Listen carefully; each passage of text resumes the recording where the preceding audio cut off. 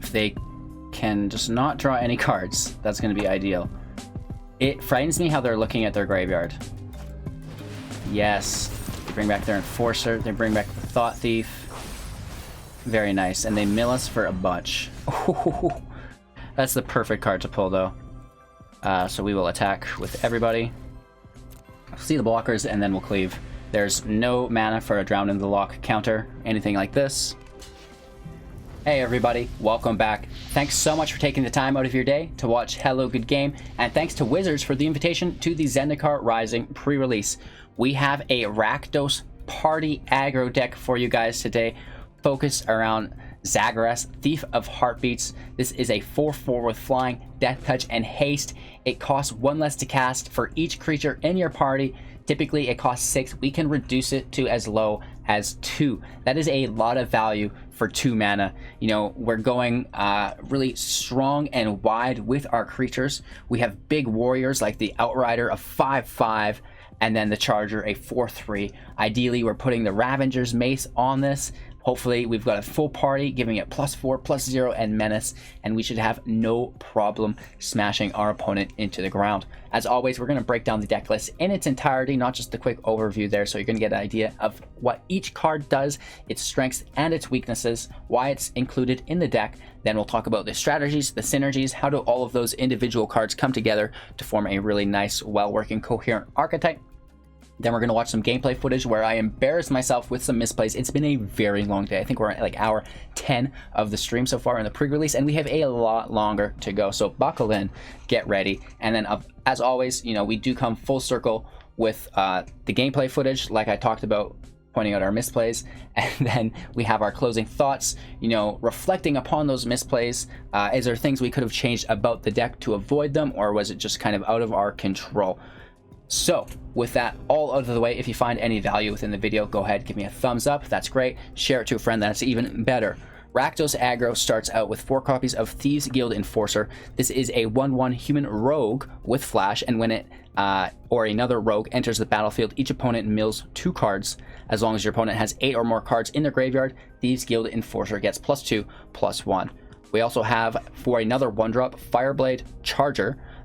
This is a 1/1 Goblin Warrior, and as long as it's equipped, it has haste. That's kind of irrelevant as far as I'm concerned. And when Fireblade Charger dies, it deals damage equal to its power to any target. So similar to the Arcanist when it died, the Arsonist when it died, it would deal that ping damage. And now this is similar to that, which is really nice, and it also counts as one of our party slots as a warrior. Into our 2-drops, we have Malakir Blood-Priest. This is a 2/1 Vampire Cleric, so filling the Cleric slot here. When the Blood-Priest enters the battlefield, each opponent loses X life and you gain X life, where X is the number of creatures in your party. So, you know, potentially dealing 4 damage, gaining 4 life. That can be the difference in an aggro on aggro matchup. We have 2 copies of Nullpriest of Oblivion. This is another Vampire Cleric with Menace and Lifelink. So again, that survivability if we do find ourselves in another aggro matchup. It's a 2/1. It has kicker for 4, so a total for 6. When Nullpriest of Oblivion enters the battlefield, if it was kicked, return target creature card from your graveyard to the battlefield. 4 copies of Robber of the Rich, a 2/2 human archer rogue. Archer seems strange. I guess that's where the reach comes from. It has reach and haste, and whenever Robber of the Rich attacks, if defending player has more cards in their hand than you, exile the top card of their library. During any turn you attacked with a rogue, you may cast that card, and you may spend mana as though it were mana of any color to cast that spell. We have the modal Mythic land here, Shatterskull the Hammer Pass, paying 3 life to come in untapped. On the opposing side, we have Shatterskull Smashing for 2 + X, a scaling sorcery speed spell. Shatterskull Smashing deals X damage divided as you choose among up to 2 targets, creatures and or planeswalkers. If X is 6 or more, it deals twice X damage divided among them instead. So, you know, this is a great way to get the land in play. We're an aggro deck, so we try not to care about our life, and we have a little bit of life gain as well to kind of bury that or band-aid it, I guess. So, you know, it's just great to help us not brick, and then if we're flooding, it's a little bit of removal for us. Anyways, into our 3-drops, 3 copies of Ravager's Mace. This is an equipment, and when it enters the battlefield, equip it to creature we control. Equipped creature gets +1/+0 for each creature in your party and has Menace.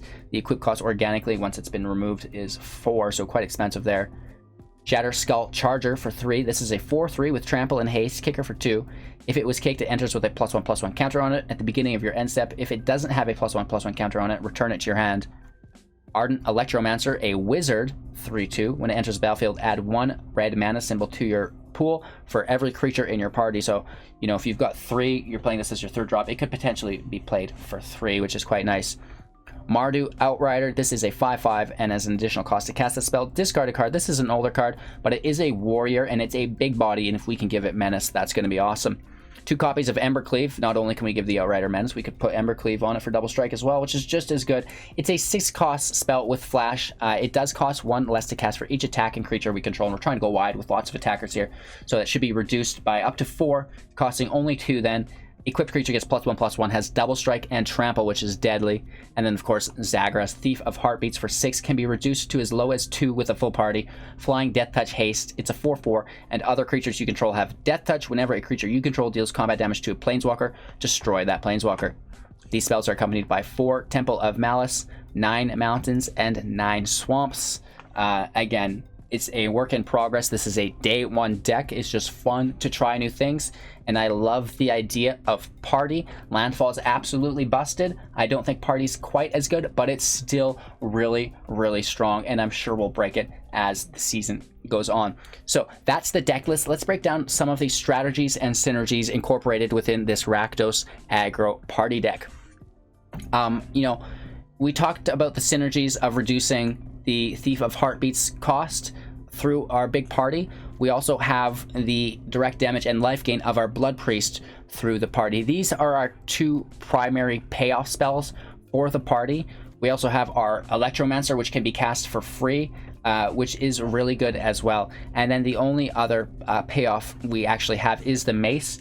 And, you know, the Mace goes on the big body, like the Outrider, like the Thief of Heartbeats, to give it Menace, so the blockers are going to become harder, and they'll have to put 2 blockers to your big body, and then that will allow your smaller creatures to get in unblocked, and that will keep them alive, which is really, really cool.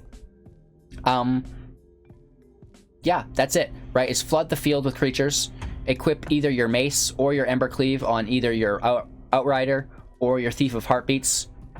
Use your removal sparingly. You don't have a ton of it. In the pre-release event, we do kind of get away pretty easily with not a lot of removal in the environment yet. Not everybody's running tournament lists. We just want to play these big permanent cards and rock on, right? So nobody's rocking removal tribal yet. So it's really cool to try some of these wacky builds. So thanks for watching, you guys. That was the general deck strategies and synergies. I wish there was more to go into here, but it is a very simple aggro deck, and you know, most aggro decks are quite simple. So thanks for watching. Enjoy today's gameplay footage. Don't forget to like, comment, subscribe, and don't also forget to watch to the end so you don't miss out on my final thoughts. Take care and enjoy. All right, it's fine. We have no 1-drop. We have some potential land to get there finally. Paying life, but still not too shabby. Destroying 1. It's not bad. It does fill our warrior position, which we don't have filled yet.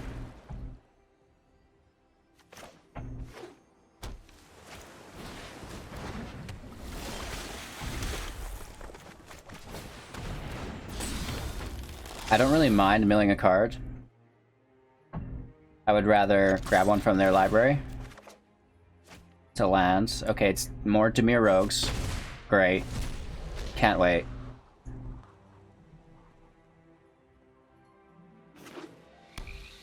Land.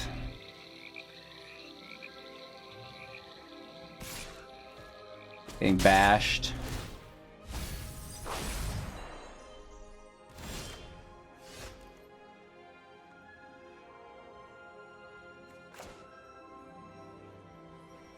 Let's play our Charger. We're gonna pay life for our Nullpriest. Maybe not. It looks like there's gonna be a counter spell. Let's attack first.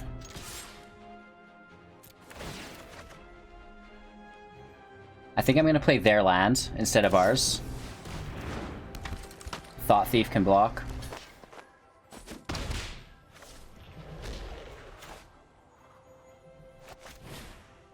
We cannot play it as a land?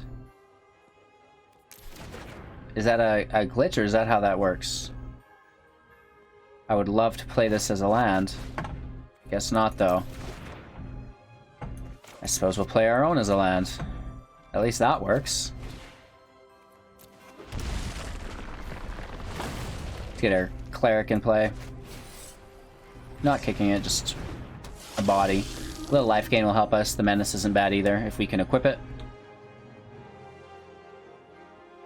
You know, a menace life gain Embercleave is neat.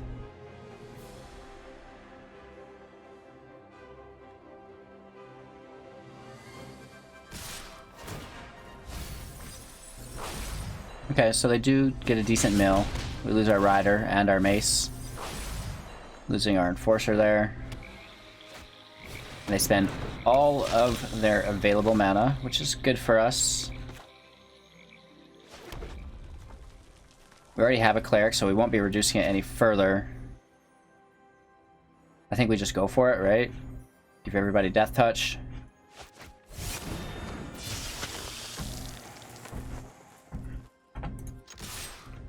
Right? We should keep this back to defend. Is that the scenario? Correct? They'll block it now, though, I assume. They don't want to take that much damage. They will regain a lot of it. We're getting 2, though, as well.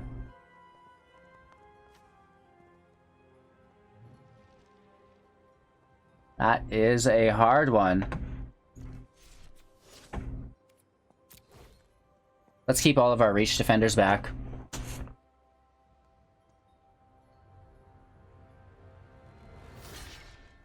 They're grabbing 4 life here. But we have the Scavenger out of play, and we get to deal 1 damage to the Robber. Don't mind that. We do have the Priests. We'll deal 3 damage, and we'll gain 3 life. But it's just tiny amounts of chip damage, right? We've got 5 in the grave. I'm sure they could drown in the lock soon. Right, they'll attack. There goes 6, 7. So now drown in the lock can hit our heartbeats. Yeah. Awesome.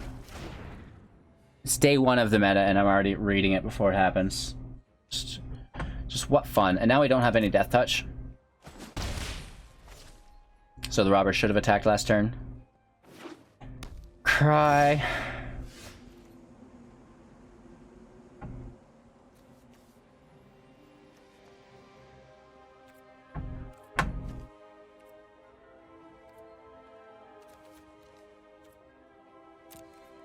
Let's take the hit, see what we pull. I should have cast this first, actually. That's my bad. Can we do this now? Before it pulls? I think... Negative. My bad. Again, casting this for 3.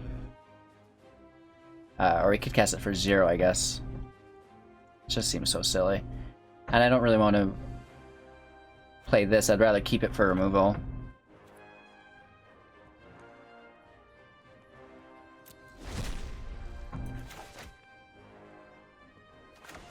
Feels pretty bad.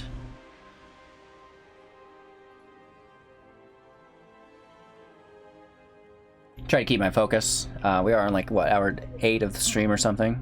Way further than that, actually. We must be coming up on hour 10. That's a big hit. Yeah. Do they have counter spells? Or land? That's not what we need. We can cast it for 3. So we're still not trying, not quite getting there. And, well, we have 2 rogues. So we may as well see what we pull with Robber.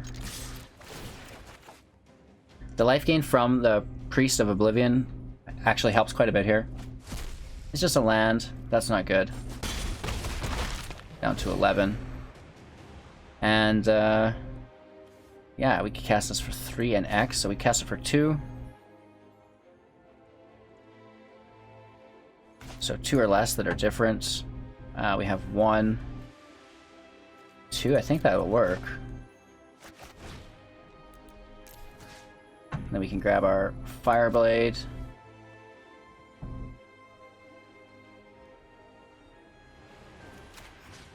Oh, the mana is the same. I'll grab the Enforcer, I think. Or should we cast that next turn? It's hard to say. We should take the Warrior.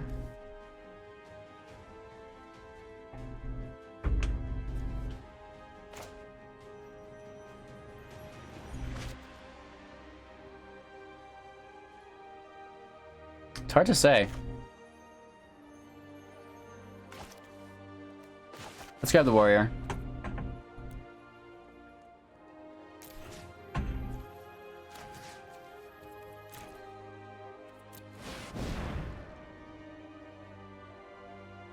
It's something, right? It deals 1 damage. And it does pull the counter spell, which is good.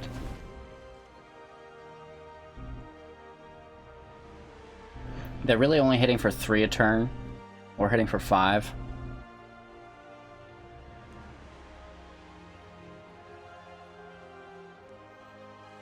This Thought Thief is tough, though. We mill our Mace, which would have been really good. Hopefully we can pull another Blood-Priest. Just start stacking that up. Our Rider's gone. And then a Robber, which is annoying. Woof. 2 land off the top, though. That's fine. And we pull a 3rd. Awesome. So we have 6 land available. We could do 4 damage to 2 targets. I believe, right? Or among.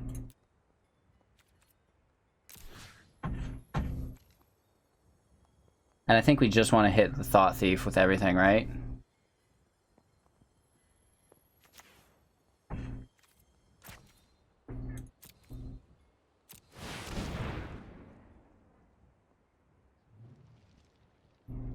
Two lands away from being able to do it to 2 creatures, but I just don't think we're going to get there. And that pushes our Rogue up. We're getting hit for a decent amount, but do we just go all in?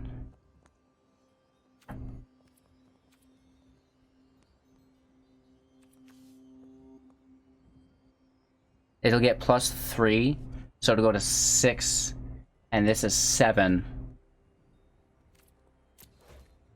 Let's push in. Right, if we can remove both their creatures, that's ideal.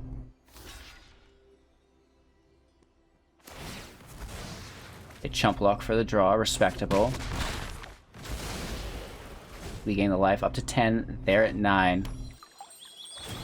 Whew. This is risky. You know, we need like a warrior or a wizard. Our wizard that plays itself for free would be cool, the Electromancer. I'd be down with that. They are looking at the graveyard, which is worrisome. We're at 18. Are they pulling things back? Probably. Look at that, we do pull our wizard. I'm game. This needs to be countered. It just basically pays for itself. We don't have anything to use the mana on, really. But we'll go for it. So this also needs to be countered. 3 damage, 3 life. And then we hit for 8, which should be lethal if there's no blocks.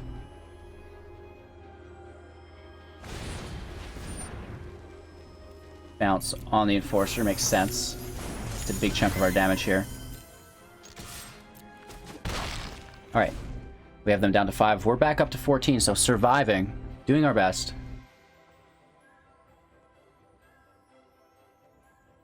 If they can just not draw any cards, that's going to be ideal. It frightens me how they're looking at their graveyard. Yes. They bring back their Enforcer. They bring back the Thought Thief. Very nice. And they mill us for a bunch. That's the perfect card to pull, though. So we will attack with everybody. See the blockers, and then we'll cleave. There's no mana for a Drown in the Lock counter, anything like this. Playing the Electromancer for free is just so amazing.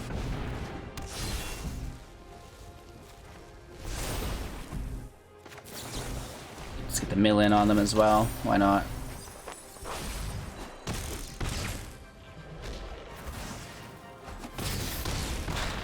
Good game. Alright, so the land's not great. We do have the life land, which will help, but we need some swamps for our Outriders. So it's going to be a little weird. Oof, more of the same. Let's try to pull a swamp. That's not a swamp, but that is a nice blend for us. We'll just try to push the swamp, though.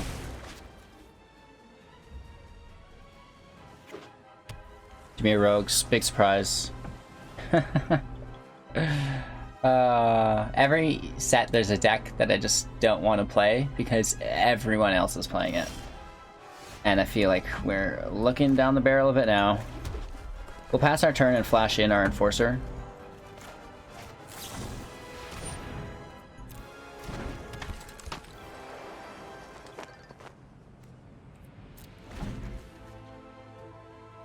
Well, I doubt we're casting this for 5 anytime soon. Seeker Keeper self-mill. Or, not sorry. Mill on us, sorry. And they picked up, you know, plenty off the top. A Charger, a Robber, a Priest. The Priest is a go-to card for us. They're trying to wrap their minds around what we're playing. More mill on our behalf. Another Priest. Woof. They still have counter magic available as well. So let's see if it plays.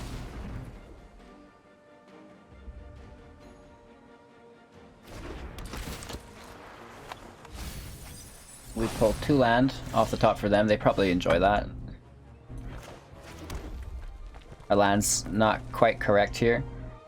We could add 2, but again, we're not utilizing that, so let's get our Warrior in, and then the turn after this, our Electromancer will be free. There's no counter we can attack, but we can basically count on there being a counter. Yeah, Drown in the Lock. I actually made a Dimir Rogues deck, but I was like, no, everybody's going to be playing it. You know, I don't want to make polluted content, so...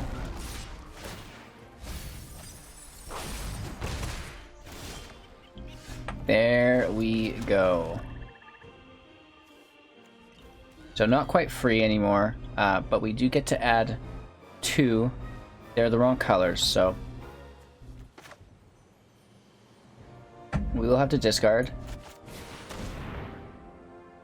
I think we can just get rid of our Smashing. It sucks, but it's kind of our only option. The Relic Golem is going to hit us in the face. That's for sure. Right, we've already got 10 in the grave. So this is a risky turn.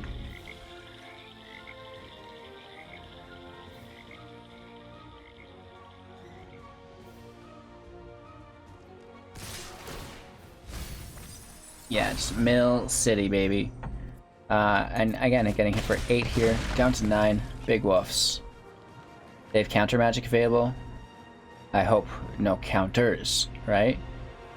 I think Simic Tempo was a lot better because you used to have access to Frilled Mystic. And again, now we have Voracious Great Shark, which fills that void, but it costs 5 and it only counters creatures.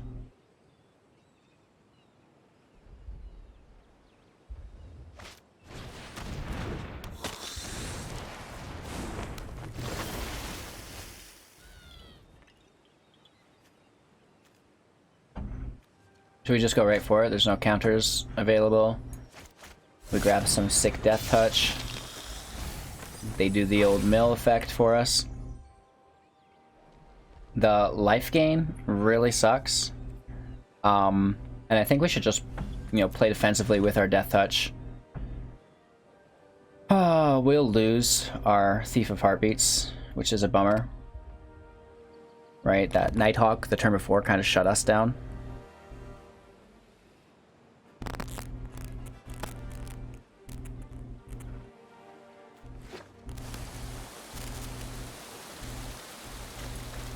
Woof. I think this game's basically over. It's just so good.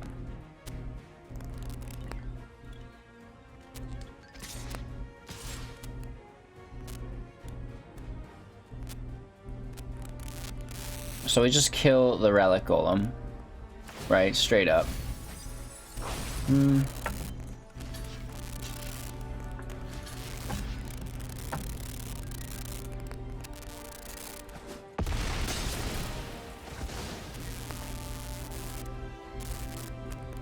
So we bust that up.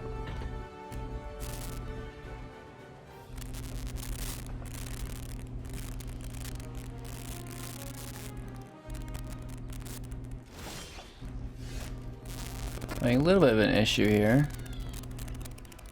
Not sure what that's about at all. We'd have to discard.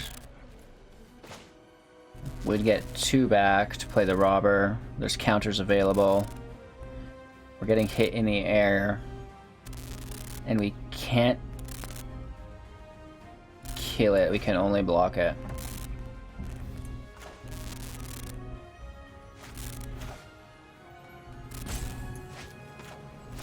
Let's just try to push our Electromancer. Negative. That's kind of what we thought. Clutch counters, right? If we can't block, we may as well strike for 5. Down to 19. Yeah.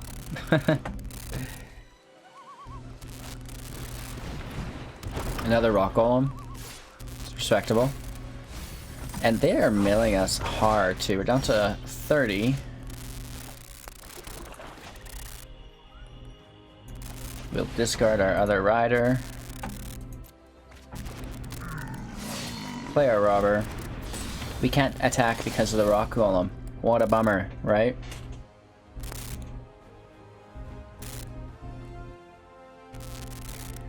The Blood-Priest could be really nice here, right? Deal 3 damage, gain 3 life. We just tossed our Mace out. And yeah. We could double block this. Just take the 2 damage, I guess.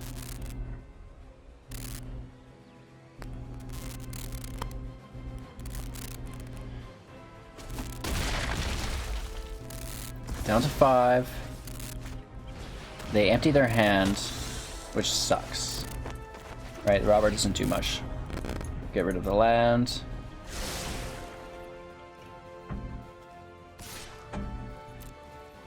Game. You know, I think we've lost it. LOL. We could survive one more turn. Try to pulse. Oh, nice. That's definitely a good game. Oh, yeah. We'll just take it. Wrap it up. Get to the next one. If we can pull some land, this could be cool.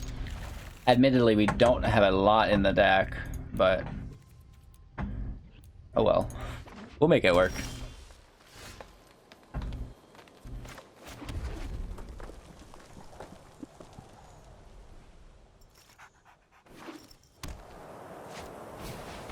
Interesting. I'm not seeing this yet. Landfall, when it enters the battlefield, put a +1/+1 counter on it against flying till end of turn. Interesting. Let's get our rogue in play. We can attack. It gains a +1/+1 counter and flying. I'm not blocking, right? I don't want to lose my robber. It's the thing about parties, you need to keep those creatures. That's a pathway. Pretty cool, pretty cool. What's on the backside of this one? Plains. Ravager. Nice. What do we want to drop here? We should drop our warrior. And discard this warrior, right?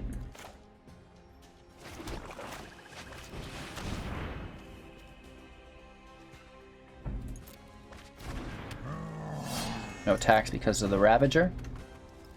But we do have our Mace, which we can equip next turn to our Rider. It gets +2 and Menace, so we'll hit for a 7. It's a 7/5, which is quite nice. And then we do have the Cleric as well.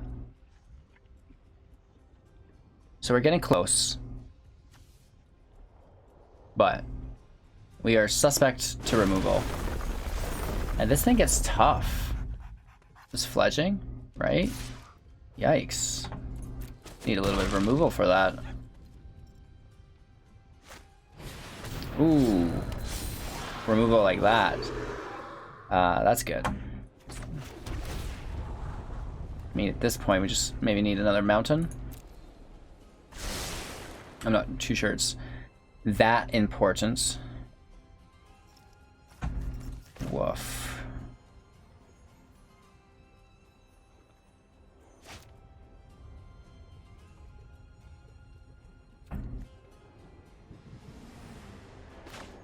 We already have the rogue in play, so let's flash it. And we'll just, you know, grab 3 life, deal 3 damage. No attacks, end turn. Big time bummer. I think the Rider will die, but then Pokranos is pretty weak. This Fearless Fledging is actually really good, I've learned. Woof. It's always cool when like a creature continues to get stronger the longer it's in play. Hell Collector used to be a really good example of this.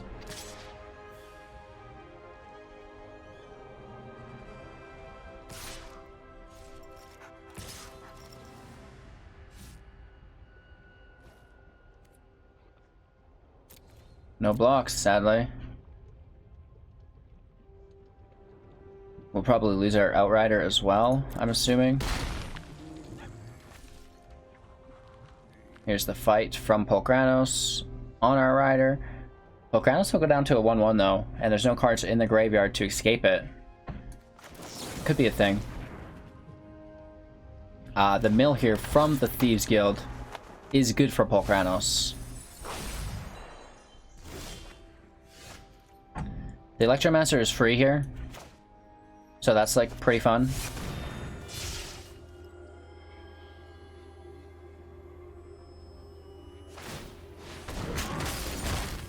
Alright, as it resolves, so, yeah.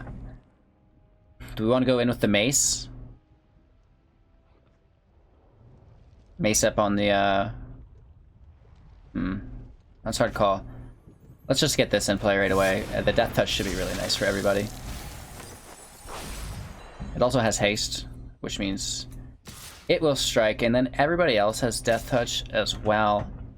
So should we almost just like smash in aggressively, or should we just hit with the flyer?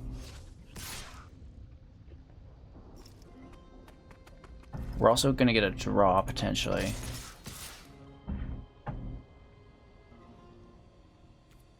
Let's just try to clear the field.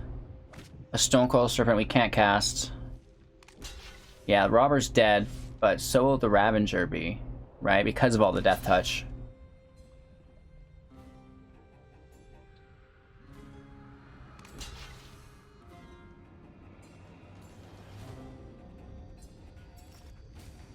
Okay, so Pokranos is gone. It needs to escape with what? 6 other cards from the grave?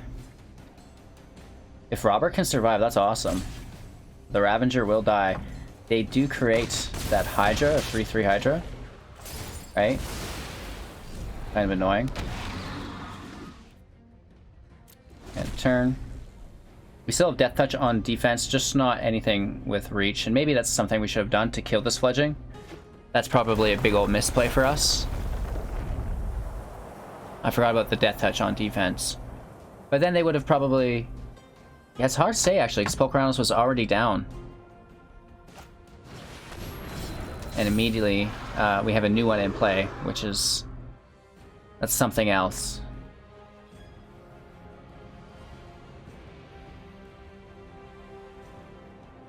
There's not enough mana for a fight effect. The 3/3 could have attacked.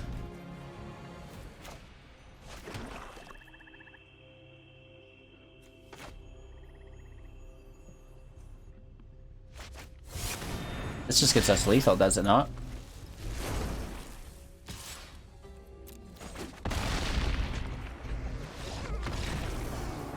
Woof. So that's a little bit of Rakdos Aggro Party. Where's our land? It shouldn't be that hard to pull 3. You know what I mean? I mean, we do. If we can pull another swamp, this looks great. Let's try it. I think we'll keep our Enforcer.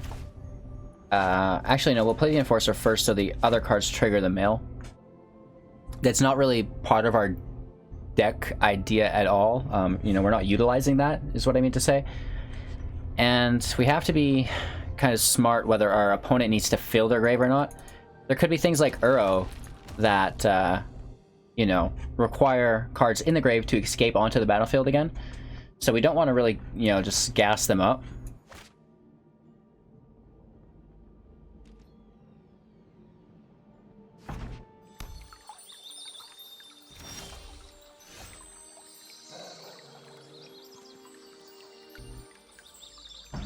The Fabled Passage is a good sign of that.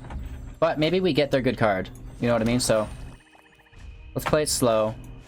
We did pull land. It's our second mountain. Doesn't really help with our Mardu Outrider, but it does help in general. You know, at least for our Thief of Heartbeats. A green land. Interesting. I gotta clean my glasses here. Is that correct? Is that a forest? Oh, a triumph. That makes more sense. That's the Rogren's Temir, correct? Oh, Jessica. Interesting. Pass, let's throw a Rogan. They're probably like, oh man, I can't believe they're playing Dimir Rogues again. Don't worry, I'm not. Let's get our Priest in play.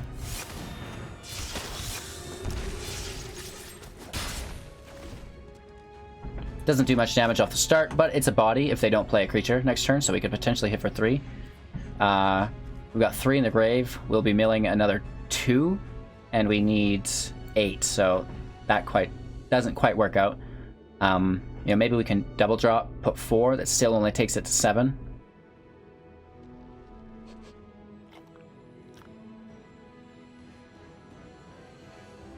We have to really prey on the, you know, the idea that everybody's wanting to go big on pre-release day.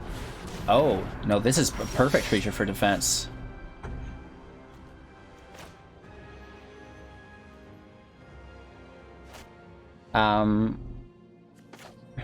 Yeah.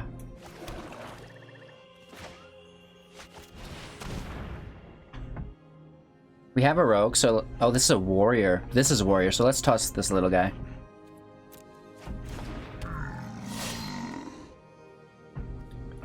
No attacks. Playing defensively.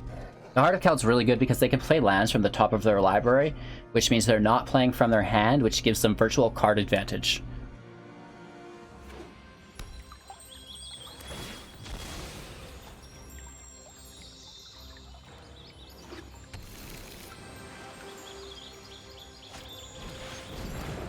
Ominous. Locus of Creation. Nice. Woof. So,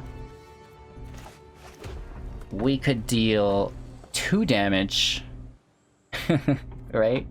Doesn't really work out the way we want it to. We get a mill here. Push them to 6. It's not enough. And we gaslight them with an Uro. Not good. Everybody's got Death Touch. We're at 22 life. Let's just smash. Easy as that, right? Maybe Embercleave could actually fit in this deck. I never thought of that. Embercleave would be ideal here, actually.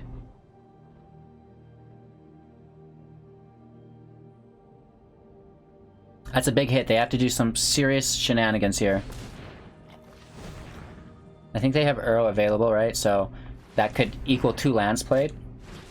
Oh, gosh. Thinking nice. This is too good. It's a Fabled Passage as well. Stop it. Why do you do this to us? If I wasn't digging into these puddings before, just out of temptation, I am now out of stress.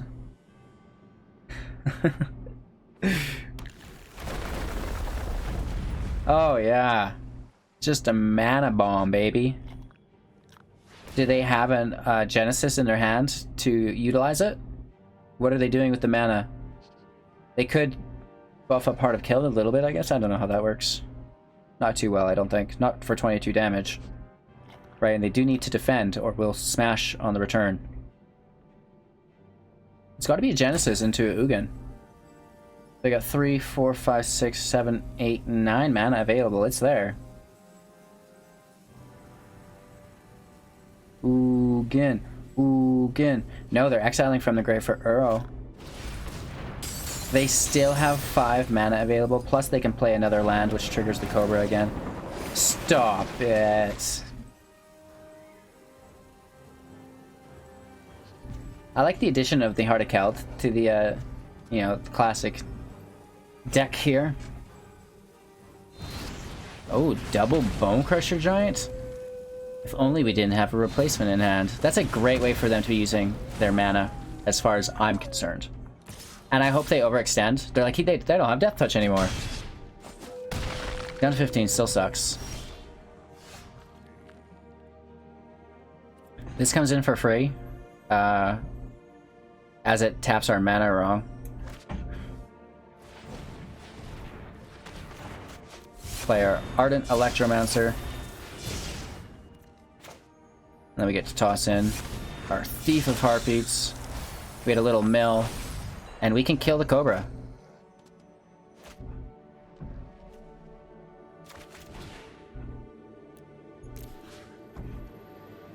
Loop.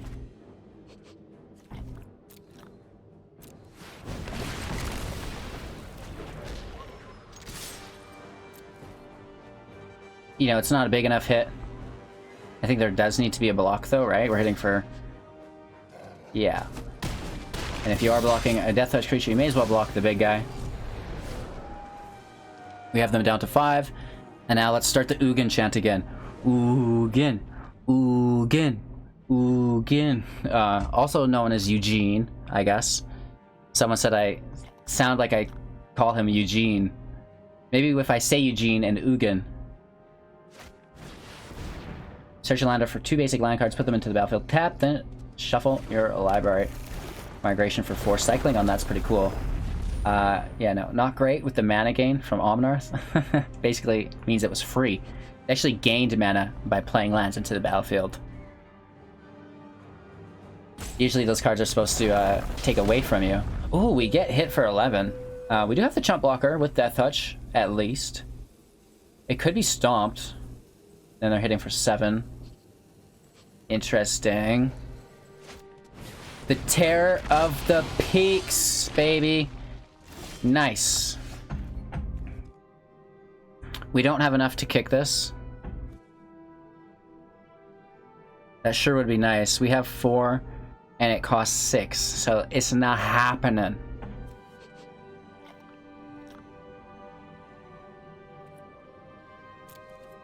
We can't defend because Terror will slay us. So we just need to, like, crush in. We do have Death Touch, right? There's no first strike on Terror, so the Death Touch will follow through for the full combat phase. Woohoo! Big risks. You know, Omnarth can easily kill this, and then they can just crush through without defenders. The lifelink should potentially help us, and then the Menace should also help us close out. If we can get through. Ugin chance? No, Uro again. Which is acceptable. I mean, let's hope that draw they get's not the greatest, and they just play a giant. Playing another land, like, just lighting Omnarth up again. He's been triggered so many times this match. Okay, I think we're good. Nope. Nope.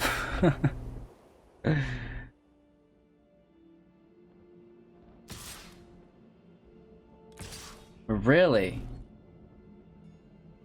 We'll be getting hit for 7.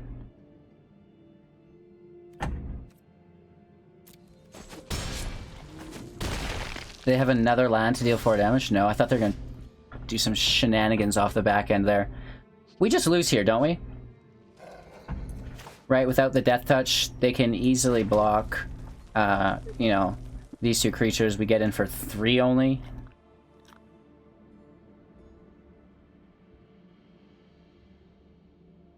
Not good. Uro, Omnarth. Just some fair and playable cards, right?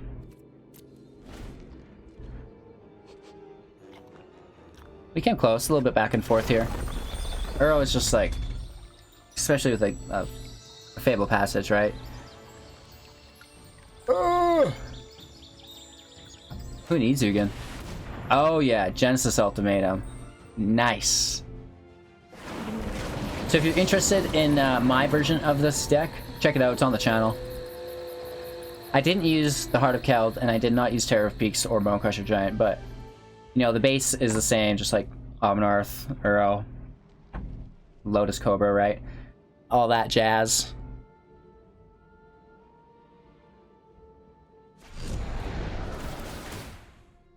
Playing an Uro into Terror of the Peaks is so good. You get to deal 6 damage.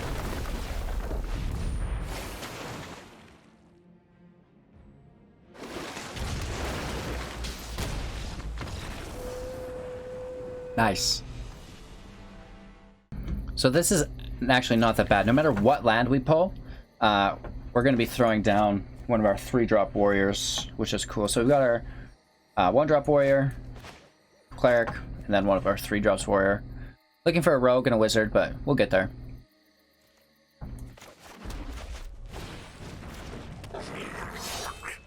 When it dies, it deals damage equal to its power to any target. Obviously, that's going to be our opponent.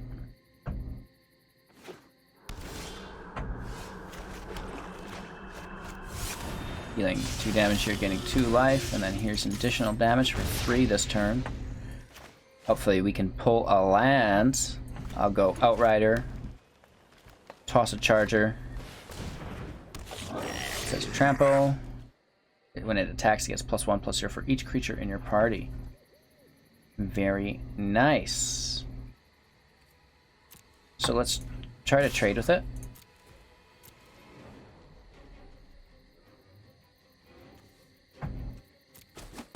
Got 15. We're gonna flash in our Enforcer. We didn't pull any land. I guess we pulled it all last game.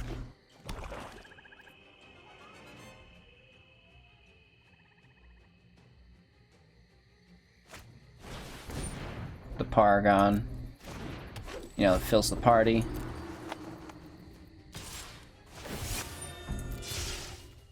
It's us for a decent amount. No blocks. We'll leave it. So we have a warrior, we have a cleric, we now have our rogue.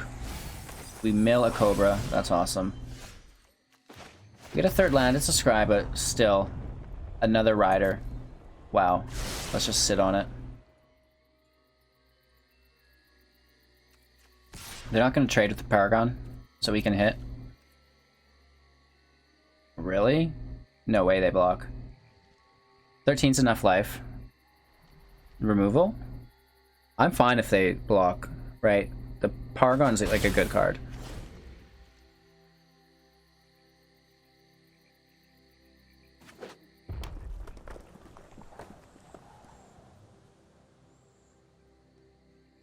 Getting hit for a decent amount. This is a rogue, right? That goes to 3. And we have to reveal 2 and they discard 1. Let's let them choose.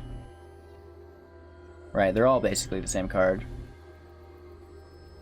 You know, they should toss a Charger because our Outrider causes us to discard a card. Right? So it kind of lightens the workload that they're already trying to achieve. Nice, another Bug Catcher. That's actually really good. I like that. Goblin Warrior for 2. Interesting. It's a big hit, right? Getting taken down for 7, down to 12. They're catching her right up.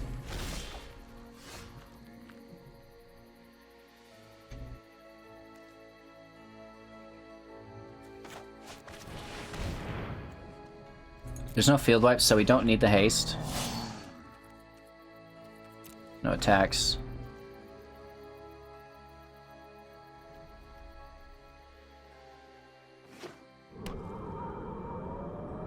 No angels. Oh, that's a pathway, never mind. I was like, okay, they're not going to hold on to it. But just a pathway, we're safe. And our Outrider can actually block here. I would love to get the Mace on the Outrider. And not have to discard... Oof. For 3. They bring the Cobra back? Oh no, searching your library. I thought that was graveyard, my bad. Well, this is ideal, to be honest. They have no reach.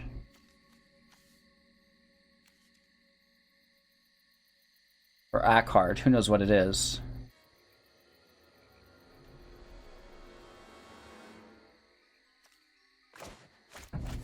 Let's give everybody Death Touch.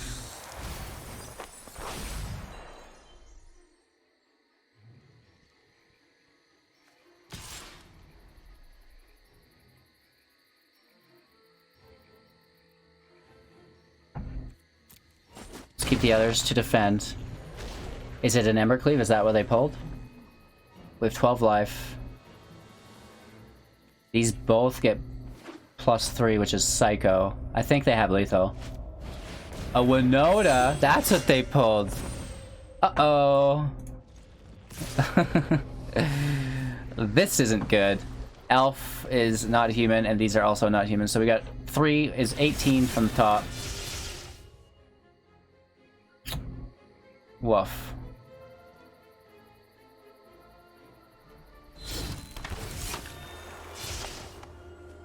Alright, they look at our full hand, probably tossing our Mace. That's not the worst. Another Winota, also not the worst. I would have kept the attacking one. And then the Tazri, that's really good. So we have 12 life. We're sitting at 4, 5, 6, 7, 8, 16 total. So we should just like block this, right? And then we're getting hit for 7, 8, 12. So we have a warrior already that will survive, so let's toss this warrior out. And then we're getting hit for 4, 7, 8. We should be okay.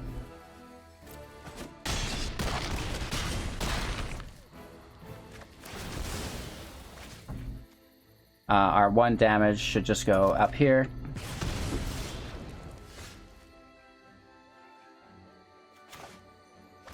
At least it's a blocker. Actually, cancel this. Let's do that after.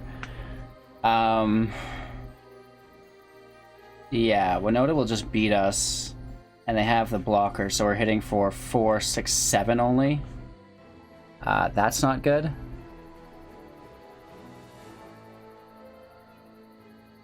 Good game.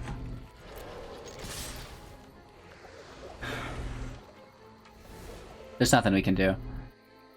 Even to play defensively, there's just not enough. Right, they have 6 attackers. We only have 4 defenders. We could go to 5. But Winota will flood the field with another 3 to 4, so... GG.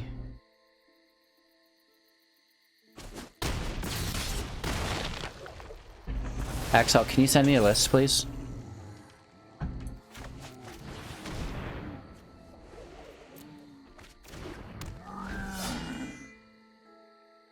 So we're Gonzo here, but it is what it is.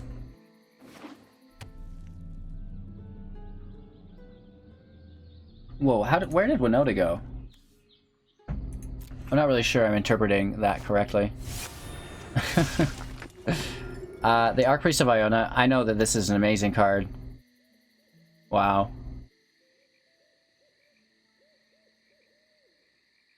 Maybe Mardu Party could be cool?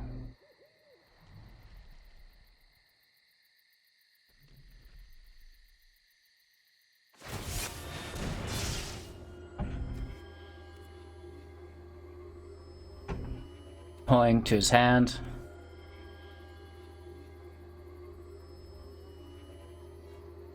I mean, it's a good game anyways. They just need to attack us. There's plenty of damage on the back end, right? We got close, though. You know, running off 3 land, there's only so much you can do.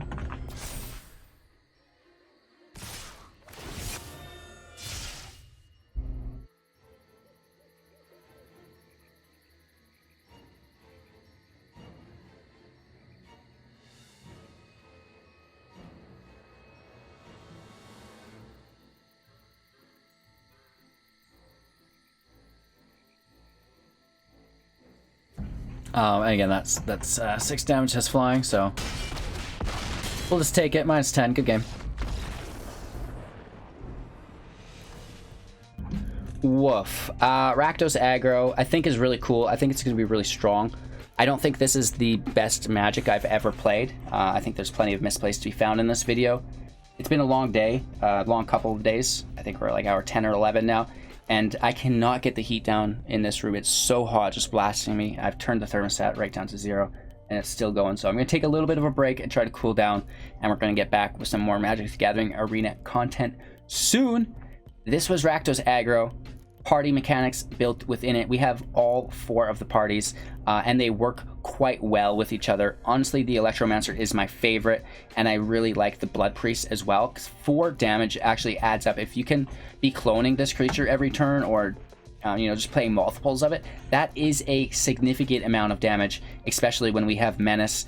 We have the Double Strike Trample going on for us as well. So you should easily be able to crush the lower ranks with this deck. Your opponents aren't going to be able to see it coming. They don't know the meta yet. This is a brand new original deck, so check it out, enjoy it. This is some fun day 1 shenanigans with Rakdos Party and a great aggro deck. So let me know if you think anything doesn't belong in the deck. It needs to go. Let me know what you would add to the deck to make it better, and just general shenanigans like that. So thanks for watching, you guys. I really appreciate it. If you want to support the channel, I encourage you to do so on Twitch, Patreon, and or YouTube. And a big shout out to all of our financial support thus far, making all of this possible. Thank you so much. Go have yourselves an amazing day. We're live on YouTube every morning at 6 a.m. 7 a.m. we switch to Twitch, and we're back on YouTube at 6 p.m.